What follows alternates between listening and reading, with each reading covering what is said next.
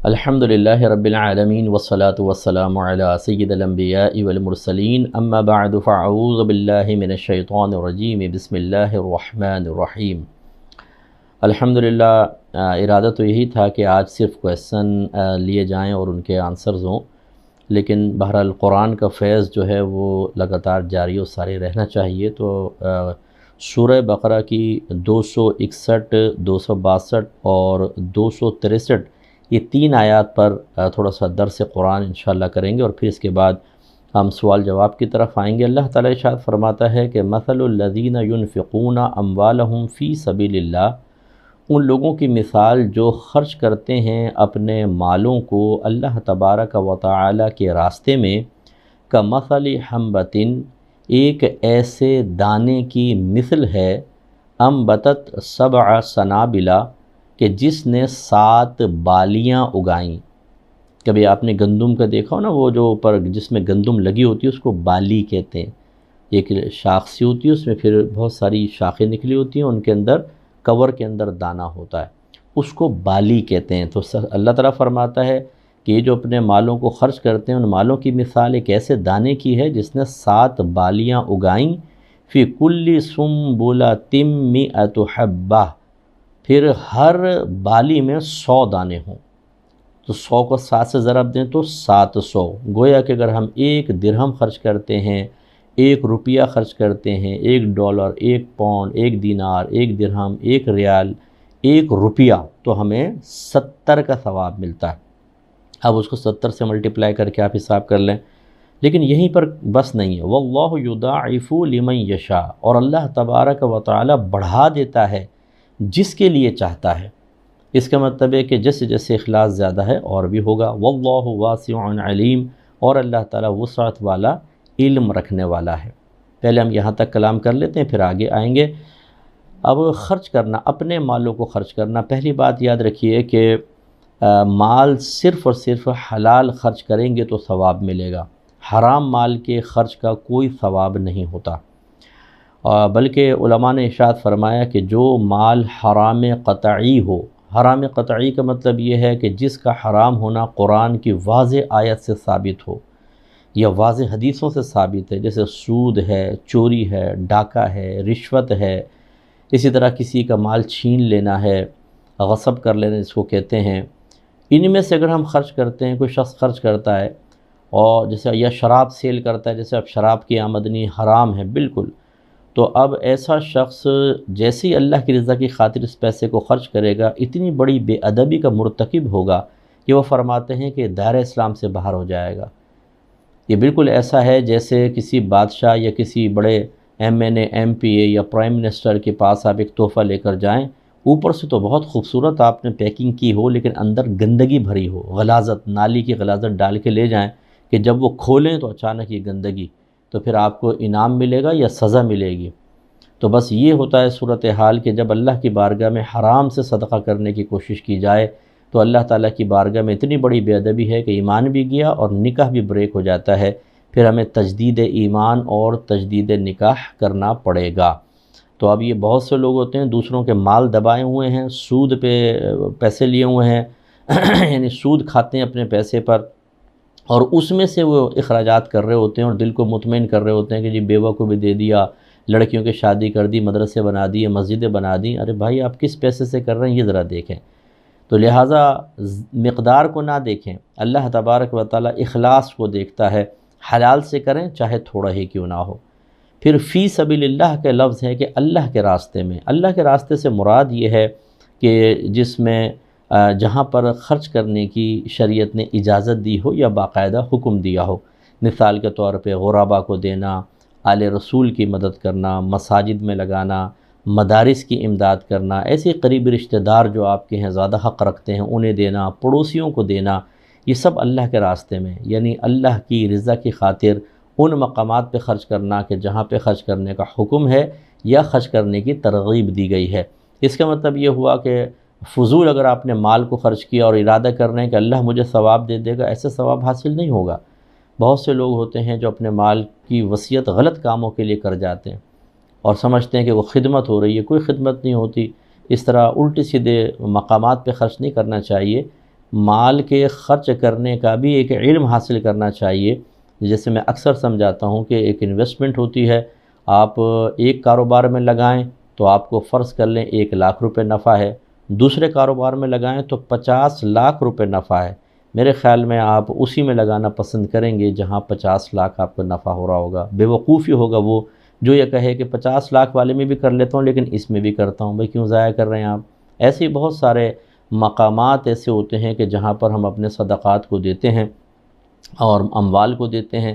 اب صدقات میں زکوٰۃ بھی آتی ہے، نفلی صدقہ بھی آتا ہے، فطرہ وغیرہ بھی آتا ہے، اور وہاں پر زکوٰۃ اور فطروں کا درست استعمال ہی نہیں ہوتا۔ انہیں پتہ ہی نہیں ہوتا کہ زکوٰۃ کی ادائیگی کی یا استعمال کی کیا شرائط ہیں اور کیا طریقہ کار ہیں۔ اسی طریقے سے ہم ایسی جگہوں پہ بعض اوقات دے دیتے ہیں جہاں پر مطلوب شرعی نہیں ہوتا۔ ایک گناہگار فاسق فاجر جو آپ کا کھا کر نہ نماز پڑھے نہ روزہ رکھے اور خوب کھا کھا کے توانائیاں حاصل کر کے آپ کے پیسے کی توانائی کو اللہ کی نافرمانی میں اور نفس و شیطان کی اطاعت میں خرچ کر رہا ہو، کیا ثواب ملے گا آپ کو؟ انسانیت کے نام پہ، اس کا مطلب یہ تو نہیں ہے کہ انسانیت کے نام پہ آپ پیسہ ضائع کریں اپنا۔ اسی لیے میرے آقا صلی اللہ علیہ وسلم ارشاد فرماتے ہیں کہ تمہارا کھانا صرف پرہیزگار کھائے اور تم صرف مومن کو ہی اپنا دوست بناؤ۔ اس لیے کہ جب پرہیزگار کھانا کھائے گا، نیک آدمی کھانا کھائے گا، تو جو توانائی حاصل ہوگی اللہ کی فرما برداری میں خرچ کرے گا۔ ہاں یہ الگ بات ہے کہ بعض اوقات مجبوراً ہمیں ایسے لوگوں کو بھی کھلانا پڑتا ہے، گھر میں مہمان آ گئے، بے نمازی ہیں اور رمضان میں بعض اوقات آ کے کھانا شروع کر دیتے ہیں، یہ ایک مجبوری کی صورت ہوتی ہے کہ نہیں کریں گے تو لڑائی جھگڑے فتنہ فساد، اور خصوصاً اگر بچی کے سسرال والے ہوں تو اور پرابلم۔ اسی طریقے سے بعض اوقات شادی بیاہ کے اندر جب ہم بلاتے ہیں تو گیدرنگ ہوتی ہے بہت بڑی، اور اس میں بہت سارے فاسق فاجر آتے ہیں اور کھانا کھاتے ہیں، تو یہ ایک مجبوری کی صورت ہے۔ لیکن ایک ہوتا ہے کہ آپ کو اختیار ہے، آپ اس کو کھلائیں یا نہ کھلائیں، آپ کی کوئی مجبوری نہیں۔ ایسے میں ہمارا مشورہ یہ ہوگا ہرگز کسی فاسق فاجر کو نہ کھلائیں، کوئی فائدہ نہیں، آپ کا پیسہ ضائع ہوگا، اور بلکہ اس سے جو توانائی حاصل ہوگی، اگرچہ آپ کا قصد و ارادہ نہیں ہے، لیکن جب وہ نافرمانی میں خرچ کرے گا تو کچھ نہ کچھ تو آپ کے لیے بھی حصہ ہوگا اس میں، اس لیے اس میں احتیاط کریں۔ پھر اللہ تعالیٰ نے اس میں واضح صریح طور پہ بیان فرمایا کہ 70 گنا زیادہ ملتا ہے۔ 1,00,000 خرچ کریں گے 70 لاکھ کا ثواب ہے، لیکن اخلاص شرط ہے، وہ ذہن میں رکھیے گا کہ جب ہم اللہ کی رضا کی خاطر دیتے ہیں تو یہ، اور یہ صرف ایک یہ سمجھ لیں کم سے کم کا معاملہ ہے۔ جتنا اخلاص زیادہ، جتنا مشقت میں رہ کر انسان کسی کی مدد کرتا ہے، اتنا ہی ثواب بڑھاتا ہے اللہ تعالیٰ۔ مثال کے طور پہ اخلاص کے ساتھ آپ چھپا کر دیتے ہیں۔ پہلے زمانے میں ہمارے اکابرین ہوتے تھے، کسی کی مدد کرنا چاہتے تو تھیلی کے اندر پیسہ ڈال کر اور اس میں ایک پرچہ رکھ دیتے تھے کہ اگر آپ اسے قبول کر لیں تو ہم پر احسان عظیم ہوگا، اور نیچے یہ نہیں کہ اکرم فرام گجراں والا، نو، کوئی نہیں، نہ نمبر اپنا، وہ تو فون نمبر تو تھا ہی نہیں، نہ کوئی ایڈریس ڈالا نہ کچھ، اور اس کو دیوار سے ان کے صحن میں پھینک دیا کرتے تھے۔ دراہم دنانیر ہوتے تھے، چھن کی آواز آتی، وہ آ کے دیکھتا بھی تھیلی پڑی ہے، اب وہ دیکھیں تو اس میں دراہم دنانیر، کس نے پھینکا، کون تھا، کچھ پتہ نہیں۔ اس طرح مخفی طور پہ کرتے تھے۔ ہمیں جب تک ہم دکھا نہ لیں، جب تک ہم سنا نہ لیں، جب تک خرچ کیے اوپر 2 تعریفی جملے نہ سمیٹ لیں، جب تک خرچ کرنے پر ہمیں مرکز محفل نہ بنایا جائے، نفس کو سکون ہی نہیں ملتا۔ یعنی دنیا میں ہی پیسے کا سارا ثواب کیش کر لیتے ہیں، آخرت کے لیے تو پھر دیکھی جائے گی، ایسا نہیں کرنا چاہیے۔ تو اللہ تعالیٰ بڑھاتا ہے۔ دوسرا، تکلیف میں جب کرتا ہے آدمی، مجھے اپنی ضرورت ہے لیکن کسی نے مانگ لیا، میں نے اپنی ضرورت قربان کر کے دے دی، یہ اس کو ایثار کہتے ہیں، بہت بڑا ثواب ہوتا ہے۔ لیکن میں کبھی بھی ایسا مشورہ نہیں دوں گا کہ اپنے آپ کو آپ میرے جملے سننے کے بعد آزمائش میں ڈالیں۔ وہ صدیق اکبر رضی اللہ تعالی عنہ تھے کہ پورا گھر کا مال نبی کریم کے قدموں میں لا کر ڈال دیا، کیونکہ ظرف بہت بڑا تھا اور گھر والے تربیت یافتہ تھے اور بالکل اللہ کی رضا پر راضی رہنے والے تھے۔ ہم پر ہماری والدہ کا حق ہے، والد کا ہے، ہمارے بیوی بچوں کا حق ہے، ہماری ذات کا ہے۔ بعض اوقات ہم جوش میں کوئی کام کر دیتے ہیں، پھر جب اس کی طرف سے اس کی وجہ سے آزمائشیں آتی ہیں تو ہم نے اپنے آپ کو ان آزمائشوں کے لیے تیار نہیں کیا ہوتا، نہ روحانی تربیت ہوتی ہے، نہ نفس کے ساتھ مجاہدے کی عادت ہوتی ہے۔ وقتی جوش پر ایک عمل کی بنیاد رکھی، جوش ختم، عالم ہوش میں آئے، حقیقت کا سامنا کرتے ہیں، اس وقت پھر ہمیں پریشانی ہوتی ہے، اور بعض اوقات تو میں نے لوگوں کو پچھتاتے ہوئے دیکھا ہے، بعض اوقات تو غصے ہوتے جھنجھلاتے ہوئے دیکھا ہے، کلمات کفر بکتے ہوئے دیکھا ہے، اور پھر چونکہ گھر والے تعاون ان کا، وہ تو معاون ہوتے نہیں، ضروری نہیں کہ جو آپ کا ذہن ہے، آپ کی کیفیات ہیں ان کی بھی ہوں۔ آپ نے ایک بیان سنا، آپ کے اندر جوش پیدا ہوا، آپ کے اندر کیفیت پیدا ہو گئی، آپ کا ذہن بن گیا، کیا انہوں نے بھی بیان سنا؟ یا سنا تو کیا وہی اثر لیا؟ ہم سمجھتے ہیں گھر والے بھی میرے مائنڈ کے مطابق ہو گئے، کر دیتے ہیں، بعد میں گھر والے پھر جو صحیح مسائل پیدا کرتے ہیں، پھر آدمی پچھتاتا ہے یا نہ کرتا تو بہتر تھا۔ تو اس لیے بہت سوچ سمجھ کر، اسی لیے میرے آقا صلی اللہ علیہ وسلم نے جب ایک صحابی نے عرض کیا رسول اللہ میں چاہتا ہوں اپنا تمام مال اللہ کی راہ میں دے دوں، سرکار نے فرمایا کہ نہیں، کچھ کم کرو۔ کہا آدھا دے دوں؟ فرمایا کہ نہیں، یہ بھی زیادہ ہے۔ عرض کی پھر 1/3 دے دوں؟ فرمایا کہ ہاں 1/3 ٹھیک ہے، یعنی کل مال کے 3 حصے کر کے ایک میں سرکار نے فرمایا تم وصیت جاری کر دو، لیکن 2 وارثوں کے لیے رکھو۔ اور ایک روایت میں رحمت کونین صلی اللہ علیہ وسلم نے ارشاد فرمایا کہ کوئی باپ اپنی اولاد، بلکہ اسی کے آخر میں سرکار نے فرمایا کہ کوئی باپ اپنی اولاد کے لیے کچھ چھوڑ کر جائے، یہ اس سے کہیں زیادہ بہتر ہے کہ انہیں اس حال میں چھوڑے کہ وہ کسی کے سامنے ہاتھ پھیلا رہے ہوں۔ تو یہ بڑی پیاری چیز ہے، اس لیے اس کا خیال رکھیے، اعتدال۔ پھر اللہ تعالیٰ نے فرمایا اب دیکھیں بعض صورتوں میں ہم صدقہ کرتے ہیں اور وہ ضائع ہو جاتا ہے، وہ کیسے؟ الذین ينفقون اموالهم فی سبیل اللہ۔ جب پہلے تو یہ وہ اگلی آیت میں ہے، پہلے بلکہ وہ آیت چلے میں آپ کو عرض کر دیتا ہوں، وہ 164ویں آیت ہے، یا ایھا الذین آمنوا لا تبطلوا صدقاتکم بالمن والاذی، اے ایمان والو تم اپنے صدقات کو احسان جتا کر اور اذیت پہنچا کر ضائع نہ کرو۔ اس کا مطلب یہ ہوا جب ہم کسی کے ساتھ اچھا سلوک کرتے ہیں تو بس کرنے کے بعد اب پوری زندگی آپ کی زبان پر نہ آئے، ہم نے تمہارے بیٹے کو نوکری دلوائی تھی، میں نے اس کو کاروبار کروایا تھا، ہم نے تمہیں برے وقت میں مدد کی تھی، تمہاری تو بیٹی کا رشتہ ٹوٹ رہا تھا، ہم نے تمہیں پیسے دے کے شادی کروائی تھی، یہ مسجد ہم نے بنائی ہے، یہ دیواریں ہم نے کھڑی کی ہیں، قالین ہم نے بچھایا ہے، اور یہ مدرسہ ہمارے پیسوں سے چلتا رہا ہے۔ یہ چیزیں جب آپ کریں گے تو آپ کا ثواب گیا، اور نہ صرف ثواب گیا بلکہ میدان محشر میں اللہ نہ کرے ذلت، رسوائی، ندامت، پچھتاوا، سزا، عذاب۔ اس لیے ہمیشہ ذہن بنا کے رکھیں، اگر آپ کسی کو کچھ دیتے ہیں، کسی ادارے میں، کسی مسجد میں، کسی غریب کو دیتے ہیں، رشتہ دار کو دیتے ہیں، یہ اصل میں اسی کا تھا جو اللہ تبارک و تعالی نے امانتاً آپ کو دیا، بس آپ نے امانتاً، آپ کے پاس تھا، آپ نے اس تک پہنچا دیا، تو آپ کا کوئی کمال نہیں ہے، یہ تو پھر بھی اللہ کا کمال ہے، یہ تو اللہ کا کرم ہے کہ آپ اسی کا دیا ہوا کسی کی امانت پہنچاتے ہیں اور اللہ تعالیٰ آپ کو بھی عطا فرما دیتا ہے۔ اب اس پہ ہم احسان جتا رہے ہوتے ہیں اور اذیت پہنچا رہے ہوتے ہیں، بعض اوقات تو یہ احسان صراحتاً، اور بعض اوقات جیسے بیٹھے ہیں وہ بھی بیٹھا ہوا ہے، ہاں بھائی لوگ تو لے کے بھول جاتے ہیں، اب بات ان سے کر رہے ہیں لیکن ان کو سنا رہے ہیں، اور وہ سامنے والا بھی جان رہا ہے کس کو سنا رہے ہیں، اس کا دل ٹوٹتا ہے، اس کو تکلیف ہوتی ہے۔ تو یہ اذیت پہنچانا، اور میں بڑی معذرت کے ساتھ عرض کر رہا ہوں، میری بہنیں جو ہیں اس سلسلے میں وہ بہت زیادہ خطرے میں ہیں، خدا را ایسا نہ کریں، آپ تباہ ہو جائیں گی، آپ کی قبر میں چیخیں سننے والا بھی کوئی نہیں ہوگا، ایسی حرکتیں نہ کیا کریں، اللہ کی بارگاہ میں توبہ کریں۔ اگر آپ نے کسی کو منہ بھر کے اس کو احسان جتایا تھا، یا ایسے ٹونٹنگ کر کے اور طنز مار کے اور اشارتاً کنایتاً کسی کے دل کے ٹکڑے کر دیے تھے، تو اللہ کی بارگاہ میں توبہ کریں، ایسا نہ کریں۔ چنانچہ اب اگر کوئی ایسا نہیں کرے بلکہ مال خرچ کر کے بس خاموش، اب کچھ وہ نہ احسان جتا رہا ہے نہ اذیت پہنچا رہا ہے، تو کیا انعام ملے گا وہ دیکھیے۔ اللہ تعالیٰ ارشاد فرماتا ہے، اب یہ 362ویں آیت جو 262ویں آیت جو میں نے ترتیب سے ہم نے چلا رہے ہیں، اللہ تعالیٰ فرماتا ہے الذین ينفقون اموالهم فی سبیل اللہ، وہ جو اپنے مالوں کو اللہ تبارک و تعالیٰ کے راہ میں خرچ کرتے ہیں، ثم لا يتبعون ما انفقوا منا ولا اذى، اور پھر جو کچھ انہوں نے خرچ کیا اس کے بعد نہ احسان جتاتے ہیں نہ اذیت دیتے ہیں، کیا انعام ہوگا ان کے لیے؟ لہم اجرہم عند ربہم، ان کے لیے ان کا اجر ہے ان کے رب کے پاس، ولا خوف علیہم ولا هم یحزنون، اور نہ ان پر کچھ خوف ہے اور نہ وہ غمگین ہوں گے۔ آپ نے مشہور آیت سنی ہوگی، اولیاء کی شان میں بیان کرتے ہیں، الا ان اولیاء اللہ لا خوف علیہم ولا هم یحزنون، دیکھیں اللہ کے ولیوں کو نہ کچھ خوف ہے نہ وہ غمگین ہوں گے۔ یہ یاد رکھیے کہ یہ صرف اولیاء کے ساتھ خاص نہیں ہے، یہ تو دیکھیں اللہ تعالیٰ فرما رہا ہے یہ آپ کے لیے بھی ہو سکتا ہے، اگر آپ اخلاص سے پیسہ خرچ کریں، اس کے بعد اذیت نہ پہنچائیں، تکلیف نہ پہنچائیں، ریاکاری نہ کریں، احسان نہ جتائیں، تو اللہ تعالیٰ خود جو اولیاء کے لیے وعدہ بیان ہوا وہ آپ کے لیے بھی ہے، ان کے ساتھ خاص نہیں ہے۔ تو اللہ تعالیٰ فرماتا ہے وَلَا خَوْفٌ عَلَيْهِمْ وَلَا هُمْ يَحْزَنُونَ۔ اور پھر ارشاد فرمایا کہ ایک آدمی لاکھ روپے خرچ کر رہا ہے اور پھر اذیت پہنچا رہا ہے، احسان جتا رہا ہے، اس سے بہت بہتر ہے کہ انسان کسی سے اچھی بات کہہ دے۔ اگر اس کو قرضہ وغیرہ دیا ہے تو معاف کر دے، درگزر کر دے، یہ اس صدقے سے بہتر ہے جس کے پیچھے اذیت ہو۔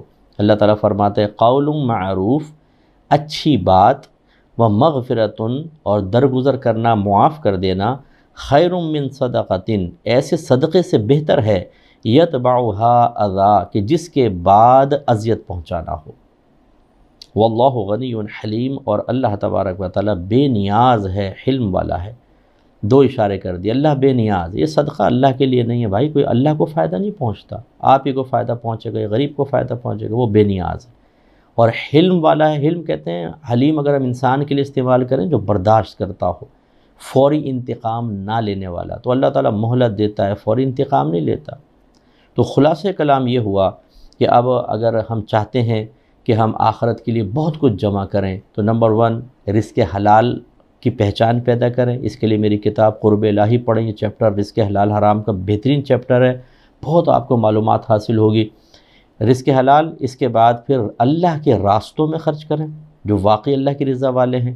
اس کے بعد دینے کے بعد نیکی بھول جائیں، نہ احسان جتائیں، نہ اذیت پہنچائیں، نہ اس کی وجہ سے اپنا بار بار نام سنوائیں، نہ اپنے ناموں کی تختی لگائیں، نہ اپنا اس محفل مجلس کے اندر کوئی مرکزی جگہ لینے کی کوشش کریں۔ جیسے بعض مسجدوں میں دے دیتے ہیں تو چاہتے ہیں کہ اب ہماری اتنی تعظیم و پہلی صف میں بٹھایا جائے، ہٹو بڑے ہٹو، حاجی صاحب آ گئے، حاجی صاحب آ گئے۔ کیا کر رہے ہیں آپ؟ اپنے پیسے کو کیش کر رہے ہیں، سب ضائع ہو جائے گا۔ یہ سب کچھ بھی نہ کریں، بالکل دیں۔ اور ہمارا مشورہ تو بلکہ یہ ہوگا، میں اکثر سمجھاتا ہوں، جو لیتا ہے نا اس کا احسان مان لیں۔ وجہ کیا ہے؟ آپ پیسہ دے رہے ہیں اور وہ آپ کو جواب میں کیا دے رہا ہے؟ مغفرت، درجات کی بلندی، اچھی موت، قبر میں راحت، میدان محشر میں آپ کی عزت، پل صراط پر آسانی، اور جنت کے محلات۔ میں نے 7 چیزیں گنوا دیں، بتائیے آپ زیادہ دے رہے ہیں، وہ آپ کو زیادہ دے رہا ہے؟ یہ ہمیشہ ذہن میں رکھیں۔ اس کے بعد اچھی جگہ کا انتخاب کریں جہاں واقعی آپ کا صدقہ صحیح استعمال ہو اور شریعت کو مطلوب بھی ہو۔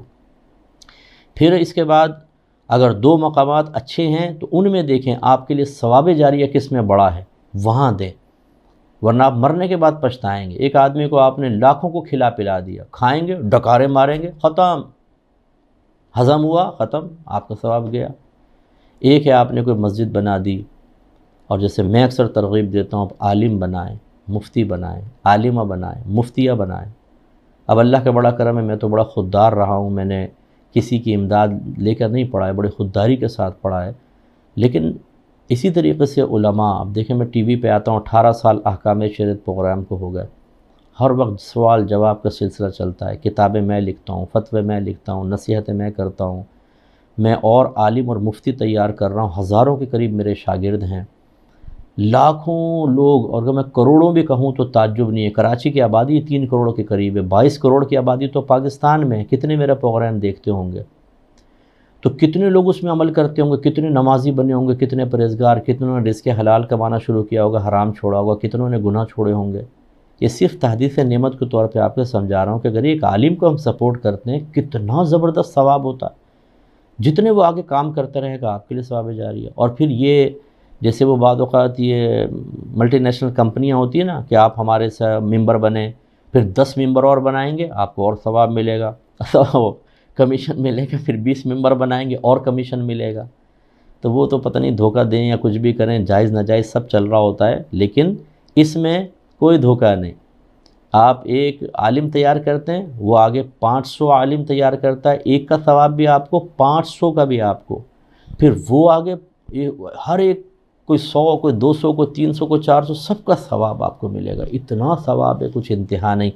تو اس لیے اچھی جگہ خرچ کرنے کی کوشش کریں، اور اگر ہماری الفرقان اسکالرز اکیڈمی سے آپ تعاون کریں، میں ہمیشہ سراہتا ہوں، اور مجھے ایسے بھائی بہنوں سے بہت زیادہ پاکیزہ محبت ہوتی ہے، دینی محبت ہوتی ہے، کیونکہ آپ دین کے لیے کام کر رہے ہیں۔ میرے آقا صلی اللہ علیہ وسلم کی حدیث میرے یہاں بیٹھ گئی ہے۔ میرے آقا صلی اللہ علیہ وسلم نے ارشاد فرمایا کہ آخری زمانے میں علم اٹھا لیا جائے گا، اور ایسا نہیں ہوگا کہ اس کو سینوں سے کھینچ لیا جائے، بلکہ علماء فوت ہوں گے اور ان کی جگہ لینے والا کوئی نہیں ہوگا۔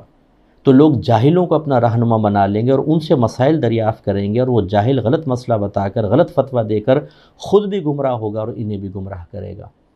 میں جب سے ماحول میں آیا ہوں، جب سے دینی ماحول کے قریب آیا ہوں، جب سے مذہب کا مجھے لگاؤ پیدا ہوا، جس کو تقریباً 32 سال ہو گئے میرے، تو اس دن سے لے کر آج تک میں علم کے لیے رات دن محنت کر رہا ہوں۔ میں چاہتا ہوں عالم بنے، عالم بنے، عالم بنے۔ قرب قیامت کے وقت جو نبی کریم صلی اللہ علیہ وسلم نے نشاندہی بیان کی ہے، اس کو میں بنیاد بنا کر چاہتا ہوں کہ جتنی میں کمی پوری کر سکتا ہوں کروں۔ میں چاہتا ہوں میں ایک آدمی میں مروں تو 5000 آدمی میری جگہ کھڑا ہو، اور مجھے اللہ کی رحمت سے امید ہے میری زندگی رہی تو 5 نہیں 5 لاکھ آدمی ہماری جگہ کھڑا ہوگا، کیونکہ میرے اندر تنگ نظری نہیں ہے۔ یہ تحدیث نعمت کے طور پر عرض کر رہا ہوں کہ اپنی تعریف کرنا مقصود نہیں، تنگ نظری نہیں ہے، مجھے اپنی عزت کے زوال کا خوف نہیں ہے، لہٰذا میں اپنے شاگردوں کو ابھارتا ہوں، میں چاہتا ہوں وہ آگے بڑھ کر کام کریں۔ کسی کا ٹیلنٹ مجھے خوفزدہ نہیں کرتا، میں کسی سے احساس کمتری کا شکار نہیں ہوتا۔ اللہ کرم ہے میں نے کبھی حسد نہیں کیا، اللہ نے مجھے اتنا دیا ہے میں کیا حسد کروں، اور جہاں پہ مجھے نہیں دیا کسی اور کو دیا، اللہ کا بڑا کرم ہے میں اپنے دل کو حسد سے خالی پاتا ہوں۔ ایسے علماء بہت ہی کم ہیں جو اپنے ماتحت کو اوپر آنے دیں، اس کو ابھاریں، اس کو ترغیب دیں، اس کے ٹیلنٹ کو سنواریں، اس کی اچھی تربیت کریں، اسے معاشرے کے لیے ایک بہت ہی مؤثر فرد بنائیں، اور اس کی ترقی کے لیے سوچیں۔ تو ایسے ہم ہر اپنے اسٹوڈنٹ پہ محنت کرتے ہیں، کوشش کرتے ہیں تاکہ وہ معاشرے کا بہترین حصہ بنے۔ تو آپ کا جو فنڈ ہے یا جو آپ ڈونیشن وغیرہ دیتے ہیں، جو بھی مالی تعاون کرتے ہیں، وہ آپ کے لیے بہت بڑا ثواب جاریہ ہے۔ اللہ مجھے بھی اخلاص دے، اور اللہ کا بڑا کرم ہے کہ صرف میں آپ کو ترغیب نہیں دیتا ہوں، تحدیث نعمت کے طور پہ عرض کر رہا ہوں، اللہ کا کرم ہے اپنا کنٹریبیوشن بھی رکھتا ہوں، اور اچھا خاصا رکھتا ہوں۔ اللہ کا بڑا کرم، جتنی اللہ نے مجھے استطاعت دی ہے، وسعت دی ہے، میں الحمدللہ اپنا بھی حصہ ڈالتا ہوں اور محنت کرتا ہوں، کوشش کرتا ہوں کہ ہم مالی لحاظ سے اور دیگر طریقے سے دین کے کام کو تقویت پہنچائیں۔ تو میں آپ سے گزارش کرتا ہوں اس جہاد میں ہمارا ساتھ دیں، لیکن جیسے میں نے آپ کو عرض کیا میرے اندر کوئی تنگ نظری نہیں ہے۔ اپنے اطراف میں بھی دیکھیں جو اہل سنت کے ادارے ہیں جن میں اچھی پڑھائی ہو، مخلص بچے پڑھ رہے ہوں، کیونکہ آج کل بہت سی جگہوں پہ ایسے بچے نہیں ہوتے، وہ آ کے خالی اپنے ذریعہ معاش حاصل کرنا چاہتے ہیں، نہ پڑھ کر دیتے ہیں نہ کچھ ہیں، اور بڑی معذرت کے ساتھ بعض ادارے ان کو اس لیے باہر نہیں نکالتے ان کے نکمے پن کے باوجود کہ اگر نکال دیں گے تو ڈونیشن کس چیز پر ملے گی، انہی کو دکھا کے تو ڈونیشن مل رہی ہے، ادارہ چل رہا ہے۔ تو وہ بچے بھی بعض اوقات اس چیز کو سمجھ جاتے ہیں اور بلیک میلر بن جاتے ہیں۔ یہ ہر جگہ نہیں ہے، ہر جگہ کی بات نہیں کر رہا ہوں، لیکن ہے۔ پھر وہ پڑھتے نہیں ہیں اور آپ انہیں نکالتے نہیں ہیں، نتیجہ نکلتا ہے لوگوں کے فنڈ سے پڑھنے والا ایک نکمہ انسان دنیا کے اندر آتا ہے، معاشرے کا حصہ بنتا ہے، نہ لوگوں کو کچھ دیتا ہے نہ کچھ، بس ان کی جیبوں پہ نگاہ ہے، اور اپنے خزانے بھرنا اور اپنے ذاتی مفادات کے لیے کچھ بھی کرنے کے لیے تیار ہو جانا۔ ایسے لوگوں پہ خرچ کرنے کا کیا فائدہ؟ تو لیکن اگر آپ کے اطراف میں اچھے ادارے ہیں چل رہے ہیں، انہیں فوقیت دیجیے۔ پھر اگر آپ چاہیں تو آپ ہمارے ساتھ بھی تعاون کر سکتے ہیں، اور انشاءاللہ مجھے اللہ کی رحمت سے امید ہے کہ دنیا اور آخرت میں اس کا اچھا بدلہ ملے گا۔ اگر میری کوئی بات کسی کی دل آزاری کا سبب بنی ہو تو میں معذرت چاہتا ہوں۔ شاید یہ آخری درس ہوگا، کل متوقع چاند رات ہوگی تو کل حاضری نہیں ہو سکے گی۔ جو بھی ہم نے کہا سنا، آپ نے بھی اس کو اچھی طرح سنا اور سمجھا، اور بہت سے بھائی بہنوں نے بہت ہی خوبصورت فیڈ بیک دیا، بہت ہی اچھے اثرات مرتب ہوئے۔ جو کچھ سمجھایا اس پر عمل کی کوشش کیجئے گا۔ میرے لیے بھی دعا کیجئے گا اللہ تعالیٰ مجھے ہمیشہ عاجزی انکساری عطا فرمائے۔ کتنے بھی اللہ تعالیٰ مجھے میرے نام کو بڑا کر دیا، اس نے عزت سے نوازا ہے، احترام سے نوازا ہے، لیکن میں کوشش کرتا ہوں کہ اپنے قلب پہ نگاہ رکھوں اور بڑا پن مجھ میں نہ آنا پائے۔ اگر کوئی میرے کسی میسیج سے کسی چیز سے اس طرح کا نتیجہ مرتب کرتا ہے، خدا را اپنی آخرت کو نقصان نہ پہنچائیے گا، نظر انداز کر دیجیے گا۔ حتی الامکان ایسا نہیں ہوتا، لیکن کبھی ہو جاتا ہے، کچھ میں نے بات لکھ دی، کوئی غصے کا اظہار کر دیا، وہ بھی جائز ہوتا ہے۔ ہم 10 دفعہ سوچتے ہیں کہ یہاں اظہار جلال جائز ہے کہ نہیں ہے، پھر اس کے بات کرتے ہیں، لیکن بعض لوگ اس کو کہتے ہیں یہ تو تکبر ہے اور فلائیں فلائیں۔ بہرحال اللہ مجھے عاجزی عطا فرمائے، اور اللہ تعالیٰ جو کچھ آپ نے سنا اس پر عمل پیرا ہونے، ذہن میں محفوظ رکھنے، دوسروں تک پہنچانے کی توفیق عطا فرمائے۔ ہماری کتاب قرب الہی ضرور لیجئے، خدا را ضرور لیجئے، اس لیے نہیں کہ میری کتاب ہے، آپ ایک دفعہ پڑھ کر دیکھیں، آپ کہیں گے کہ واقعی یہ کتاب ہے، اور یہ ہر گھر میں ہونی چاہیے، ہر گھر کے اندر۔ یہ اتنی امپورٹنٹ کتاب ہے، کاش اس کو سلیبس میں رکھا جائے، اسکولز کے، کالجز کے، یونیورسٹی کے سلیبس میں ہونی چاہیے، حتیٰ کہ دینی اداروں کے سلیبس میں ہونی چاہیے، کیونکہ ہمارے ہاں روحانی تربیت کا اکثر اہتمام نہیں ہوتا۔ ہم نے اپنی اکیڈمی میں یہ باقاعدہ سلیبس میں داخل کی ہے، اور اس سال سے، کیونکہ ابھی آئی، اس سال سے انشاءاللہ اس کو پڑھایا جائے گا، اور اپنے رشتہ داروں کو دیں، اطراف میں لوگوں کو دیں۔ انشاءاللہ اس کی ٹرانسلیشن ابھی ہندی زبان میں ہو رہی ہے۔ یہ خاص طور پہ ہندوستان کے لوگ اردو نہیں سمجھتے، زیادہ تر ہندی سمجھتے ہیں، ان کے لیے انگلش میں ٹرانسلیشن کا آغاز ہو چکا ہے، اور بھی انشاءاللہ ہم زبانوں میں اس کے بعد کروانے کا ارادہ رکھتے ہیں۔ ضرور لیجئے کتاب، یہ نمبر چل رہا ہوگا، آپ اس پہ کانٹیکٹ کر لیجئے گا۔ اس کے علاوہ جو ہماری اکیڈمی میں داخلہ لینا چاہیں، اس کے بھی یہ نمبر چل رہا ہے، کانٹیکٹ کر کے آپ داخلہ لیجئے۔ اور جو آن لائن پڑھنا چاہتے ہیں، وہ عید کے بعد، جو یہ میرا نمبر یہاں پہ دکھا رہے ہیں، عید کے بعد مجھ سے آپ کانٹیکٹ کر لیجئے گا۔ تو جیسے میں نے آپ کو بتایا تھا کہ میرے پاس تو ٹائم نہیں ہوتا کہ میں براہ راست پڑھاؤں، لیکن جو ہماری اکیڈمی کے ٹیچر ہوتے ہیں، ہمارے تربیت یافتہ ہوتے ہیں، ان سے میں آپ کا کانٹیکٹ کروا دوں گا۔ پھر وہ کتنے دن پڑھنا ہے، آلٹرنیٹ ڈیز میں پڑھنا ہے یا لگاتار آپ نے پڑھنا ہے، کلاس کا ڈیوریشن کیا ہوگا، کون سا کورس کرنا، وہ ٹیچر آپ کو بتائے گا۔ اللہ تعالیٰ عمل کی توفیق عطا فرمائے، آمین۔ وآخر دعوانا ان الحمدللہ رب العالمین۔ مکتبہ الفرقان پیش کر رہا ہے اللہ تعالیٰ کے قرب خاص کے متمنی خواتین و حضرات کے لیے زینت الفقہاء مفتی محمد اکمل مدنی زیدہ مجدہ کی کتاب بنام قرب الہی، جس میں آپ جان سکیں گے قرآن و احادیث سے اخذ شدہ صحیح تعلیمات تصوف، بے شمار شیطانی وساوس کا ازالہ، جعلی اور دھوکے باز پیر و فقیروں کی نشاندہی، احوال و اصلاح قلب، ظاہری و باطنی گناہوں کی معرفت، مرشد کامل کی تلاش، آداب مرشد کامل، اور فنا فی المرشد کا مفہوم و تحصیل۔ اس کتاب کو حاصل کرنے کے لیے ہماری ویب سائٹ muftiakmal.org کا وزٹ کریں یا دیے گئے نمبر پر رابطہ کریں 0313221048۔ بسم اللہ الرحمن الرحیم۔ کچھ کویسچنز کے جواب شامل کر لیتے ہیں، کیونکہ کویسچنز بہت زیادہ آئے ہیں اور ان کے جواب دینا یقیناً کئی گھنٹے درکار ہیں، پاسبل نہیں ہے۔ تو جن کا کویسچن شامل ہونے سے رہ جائے وہ ہمیں معاف کر دیجیے گا، درگزر کر لیجیے گا۔ اگر ان میں اچھے کویسچنز ہوں گے، میں کوشش کروں گا احکام شریعت پروگرام میں آفر کویسچن میں لیتا ہوں، اس میں لے لوں گا، لیکن یہاں بیان کرنا تھوڑا سا مشکل ہوگا۔ یہ عبداللہ صاحب ہیں کراچی سے، کہتے ہیں کہ موجودہ حالات میں کہ جس طرح مسلمانوں پر ظلم ہو رہا ہے، ایک مسلمان کو کیا کرنا چاہیے؟ دیکھیں، میرے آقا صلی اللہ علیہ وسلم نے واضح طور پہ فرمایا کہ اگر تم برائی کو ہاتھ سے بدل سکتے ہو تو ہاتھ سے بدل دو، ورنہ زبان سے بدلو، ورنہ کم از کم اسے دل میں برا جانو، اور یہ ایمان کا کمزور ترین درجہ ہے۔ ہاتھ سے بدلنا یہ حکماء کا کام ہے، ریاست کا کام ہوتا ہے۔ زبان سے بدلنا یہ علماء کا ہے، یا جو بھی آپ کا ماتحت ہے آپ اس کو زبان سے پیار سے سمجھا سکتے ہیں۔ ہاں، کبھی ہاتھ سے ماں باپ جیسے مارتے ہیں یا ٹیچر تھوڑا سا پنشمنٹ کر لیتا ہے، وہ چل جائے گا۔ اور اگر یہ دو صورتحال نہیں ہیں تو دل میں برا جانا، اور یہ ایمان کا کمزور ترین درجہ ہے۔ تو ایسے حالات دیکھنے کے بعد آپ دل میں اس کو برا جانیں، اور یہ نیت کریں کہ اگر اللہ تبارک و تعالیٰ مجھے قدرت دیتا تو میں مطلب کوئی مزاحمت میں شامل ہوتا، کچھ ہوتا، اس طریقے سے آپ دل میں نیت کر سکتے ہیں، انشاءاللہ بری ذمہ ہوں گے۔ ہاں، چوتھا درجہ جو ہے وہ بڑا ہی برا ہے کہ ان حالات کو دیکھنے کے باوجود بھی کچھ محسوس نہ ہونا، کوئی دل میں تنگی نہ آنا، بے پرواہی سے دیکھنا اور فراموش کر دینا۔ جب آپ دیکھیں دل میں برا جاننا، سرکار فرما رہے ہیں ایمان کا کمزور ترین درجہ ہے، تو یہ کون سے درجے میں ہوں گے؟ تو میرے آقا صلی اللہ علیہ وسلم نے ارشاد فرمایا کہ تمام مسلمان آپس میں ایک جسم کی مانند ہیں، کہ جسم کے اگر ایک حصے کو میں تکلیف ہوتی ہے تو پورا جسم درد محسوس کرتا ہے۔ بس یہ آپ کو کرنا ہوگا۔ اور میں اکثر عرض کرتا ہوں کہ آپ بیٹھ کے پوسٹیں چلائیں، آپ میسج چلائیں، اتنا چلاؤ کہ دنیا میں ہنگامہ ہو جائے، دنیا لرز جائے۔ ارے بھائی، یہ میسیجوں سے لرزے گی؟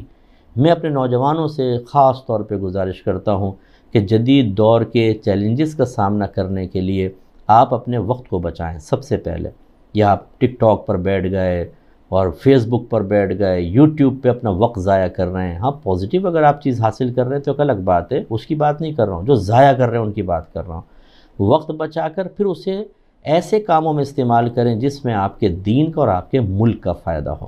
اپنی صلاحیتیں بڑھائیں، اچھی تعلیم حاصل کریں، آئی ٹی کے شعبے میں آئیں، ایسے کورسز کریں کہ آپ اپنے ملک کو فائدہ پہنچا سکیں، جدید ٹیکنالوجی سے استفادہ کر سکیں، اپنے ملک کو اس کے ذریعے فائدہ پہنچا سکیں۔ اس طرح مسلمان مضبوط ہوگا، اس طرح آپ مختلف پلیٹ فارم پر کسی کا مقابلہ کر سکتے ہیں۔ باقی آپ کریں کچھ بھی نہیں اور خالی بیٹھ کے میں ممبروں پہ میں بیان کر لوں، آپ روڈ پہ احتجاج کر لیں اور کوئی برا بھلا کہہ دے اور میسج چلا لیں، اس سے کیا فرق پڑے گا؟ آپ خود سوچئے۔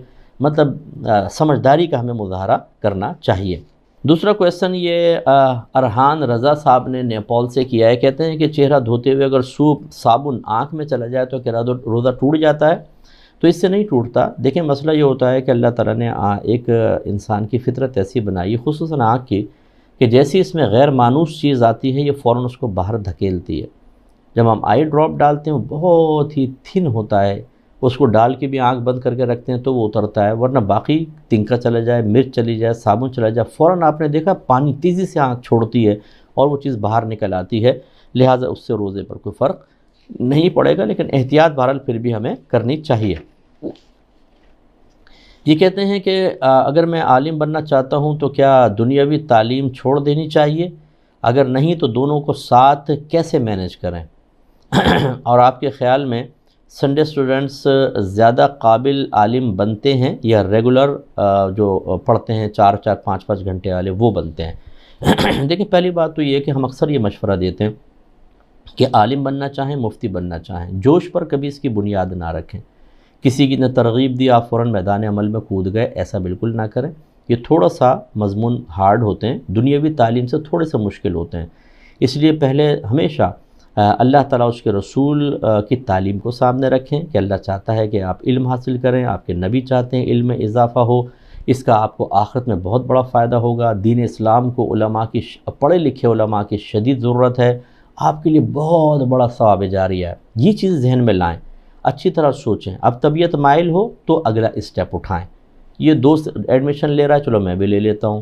امی نے سختی کی، آپ آ گئے، وقتی بیان سن کے جوش چڑھا، ایڈمیشن لے لیا۔ یہ جو ان چیزوں پہ جب اس عالم بننے کی بنیاد رکھی جاتی ہے، ختم۔ تو پہلی بات یہ۔